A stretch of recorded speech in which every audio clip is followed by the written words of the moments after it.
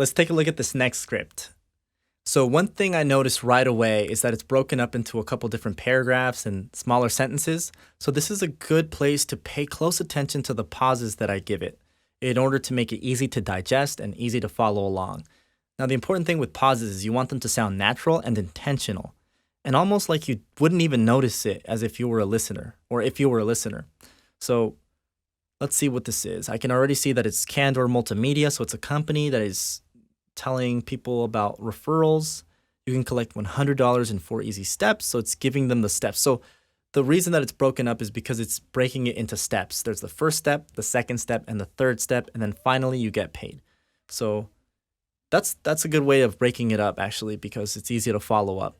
So let me show you. Pay close attention to how I pause at the end of sentences, commas, and the end of the paragraph in order to make the ideas easy to digest.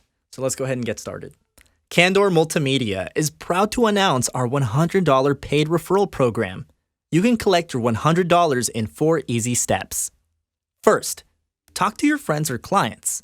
Determine clients or friends that could use our help, i.e., old ugly websites, or even a brand new site from scratch, and tell them you have an excellent firm you recommend.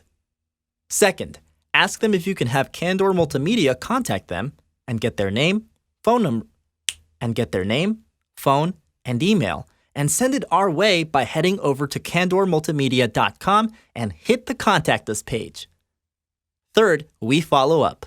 We contact them, take them through our planning and discovery process, then help them figure out what they need and price out the site. Finally, you get paid. After we get paid, we'll send you your $100. It's that simple.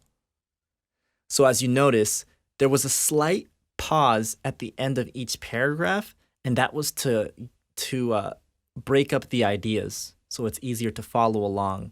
So it's basically giving you a visual of these paragraphs in the listener's mind. When you pause, the listener is imagining these ideas as separate ideas.